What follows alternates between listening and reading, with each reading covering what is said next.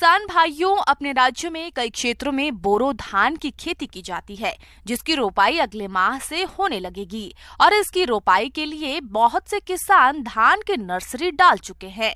जो किसान किसी कारणवश धान की नर्सरी अभी तक तैयार नहीं कर पाए हैं, वे अभी कुछ खास प्रबंधनों को अपनाकर इसकी नर्सरी तैयार कर सकते हैं। तो चलिए इसके बारे में विस्तार से जानते हैं कृषि विज्ञान केंद्र जिला मधुबनी के कृषि वैज्ञानिक डॉक्टर सुधीर दास से।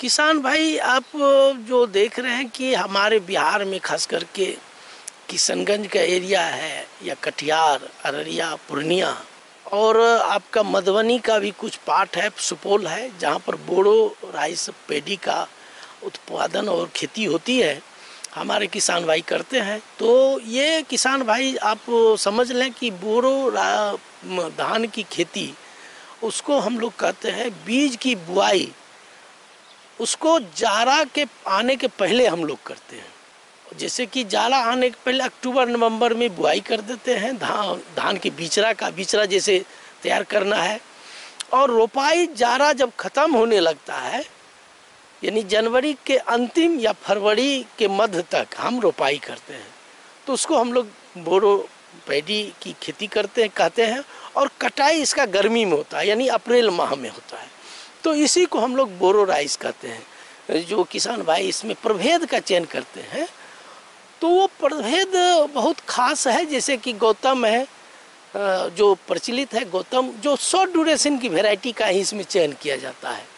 गौतम है, राजेंद्र भगवती है, सरोज है, धन लक्ष्मी है, रिचारिया है, कई प्रभेद है जिसका कि इसमें प्रयोग किया जाता है और बढ़िया इसका उत्पादन होता है। तो इसी का चयन करके आप डेपोक विधि से, अभी भी आप किसान भाई डेपोक विधि से बिचरा तैयार करके कर सकते हैं। बोरो धान की नर्सरी के लिए 40 से 45 किलोग्राम बीज प्रति हेक्टेयर खेत के लिए पर्याप्त होता है।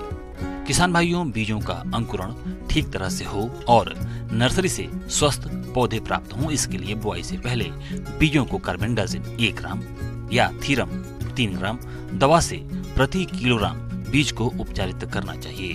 कि जहाँ पर कि गेहूं रबी में नहीं कर पाते हैं, जल जमाव रहता है, जिसके कारण हमारे किसान भाई उस खेत में गेहूं की खेती नहीं कर पाते हैं, तो उसी जगह पर हमारे किसान भाई जो अक्टूबर नवंबर में बिचरा गिरा देते हैं उस खेत के लिए, और नहीं भी गिराते हैं तो डेपोक विधि से बिचरा तैयार कर लेते हैं। और डेपोक विधि से क्या होता है, 15 से 16 दिन में बिचरा तैयार हो जाता है।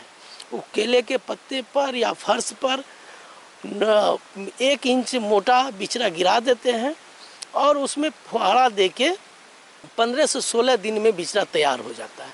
डेपोक विधि से बोरो धान की पौध तैयार करना। इस विधि से पौध कहीं भी छत या बड़ी आकार की लोहे या लकड़ी की बने पनारे, जिसे ट्रे कहते हैं, पर तैयार की जा सकती है, या फिर नर्सरी बनाकर पॉलीथीन पर गीली मिट्टी बिछाकर अंकुरित बीज को 1 इंच मोटी मिट्टी की सतह पर फैला देते हैं और इसके ऊपर वर्मी कंपोस्ट की खाद डालकर ढक देते हैं और सतह को हल्के हाथों से कुछ थपथपा देते हैं और इसमें पानी छिड़क कर नमी बनाए रखते हैं। इस विधि से पौध उगने में ठंडक से हानि की संभावना कम रहती है। बोरो धान के लिए हम लोग बिचरा जो गिराते हैं वो जाड़ा के पहले, जिसमें और उस समय जब जाड़ा आ जाता है तो देखेंगे कि ठंड से वो बिचरा जो है पीला हो जाता है।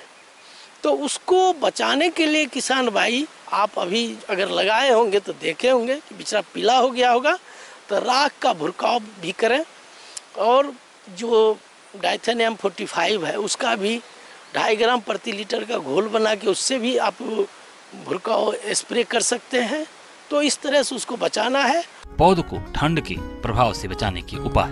पौध की सिंचाई समुचित रूप से करते रहना चाहिए। लकड़ी, पुआल या गोबर की राख का छिड़काव सप्ताह में 2 बार करते रहना चाहिए। प्रातः पत्तियों पर एकत्र ओस की बूंदों को गिरा देना चाहिए। पौध को शाम के समय प्लास्टिक शीट से ढक देते हैं और प्रातः प्लास्टिक शीट हटा देते हैं। कुछ समय तक खेत में धुआं करके भी ठंडक से बचाव किया जा सकता है। तो इन सारी बातों पर ध्यान रख के आप जो बोरो राइस का खेती कर सकते हैं।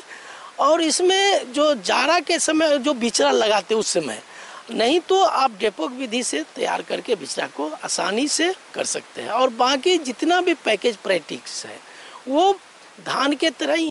किसान भाइयों, अब लेते हैं एक छोटा सा ब्रेक, जल्द लौटेंगे।